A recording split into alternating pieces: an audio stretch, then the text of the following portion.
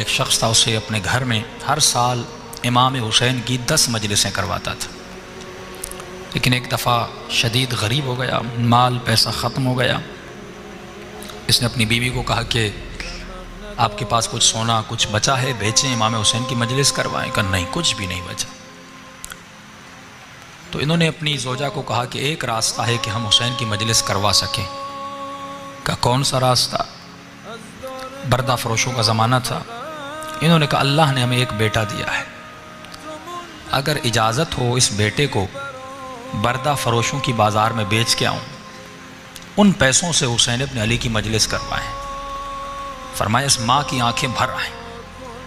کہا کہ آپ یہ بھی کوئی پوچھنے کی بات ہے؟ جب کربلا میں زینب نے اپنے بچے قربان کیے، اس ذکر کو بچانے کے لیے چپا چپا کونا کونا بی بی نے تازیانے کھائے، زندانوں کی اذیتیں برداشت کی، میرا بیٹا کیا ہے، لے جاؤ۔ یہ اپنے بیٹے کو لے گیا، کہتا ہے میں نے ذہن میں قیمت بنائی تھی کہ اتنے میں اپنے بیٹے کو بیچوں گا، کسی نے میری قیمت ادا نہیں کی۔ دور سے ایک گھوڑے سوار آ رہا تھا، چہرے پہ نقاب لگا تھا، عربی لباس میں تھا، اس نے میری منہ مانگی قیمت سے بھی زیادہ مجھے پیسے دیے، میرے بیٹے کو لے کے چلا گیا۔ کہ راستے میں جب گھر کی طرف جا رہا تھا، بیٹا یاد آ رہا تھا اور آنکھوں سے آنسو بھی بہہ رہے تھے، لیکن میں اپنے خیال کو کربلا کی طرف لے جا رہا تھا۔ میں نے کہا حسین نے بھی تو علی اکبر قربان کیا تھا، زینب نے بھی تو اون و محمد کو قربان کیا تھا، رباب نے بھی تو علی اصغر کو قربان کیا تھا، میری قربانی کیا ہے؟ میرے بیٹے کے بدن پہ زخم تو نہیں لگیں گے، جیے گا، زندگی کرے گا، لیکن ماں باپ سے دور رہے گا۔ کہتا ہے گھر گیا، امام کی مجلس شروع کروائی، پہلا دن گزرا، دوسرا دن گزرا، تیسرے دن میرے دروازے پہ دستک ہوئی۔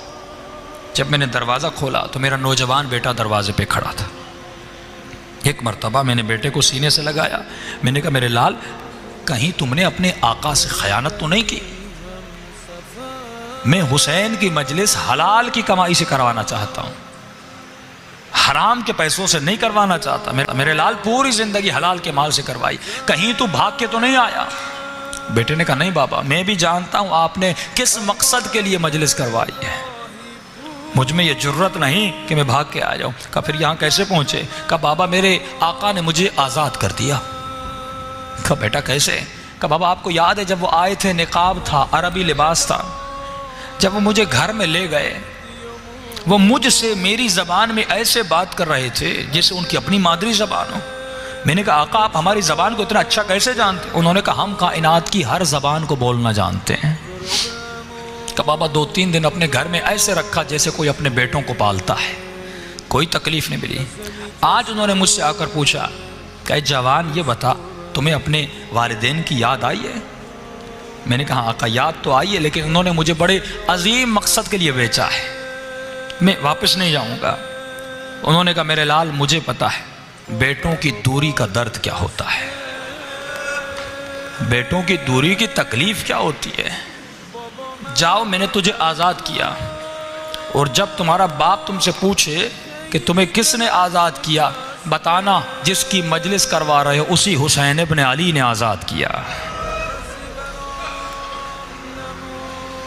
آج کہیں مولا آپ ہمیں بھی خریدیں، ہم بھی آپ کی غلامی کرنا چاہتے ہیں۔ جو خود کو حسین کی دربار میں بیچ دے، غلامی حسین میں چلا جائے۔ اور یہ مجلسیں غلام بننے کے لیے بنائی گئی کہ ایسا کردار بنائیں جیسا آقا حسین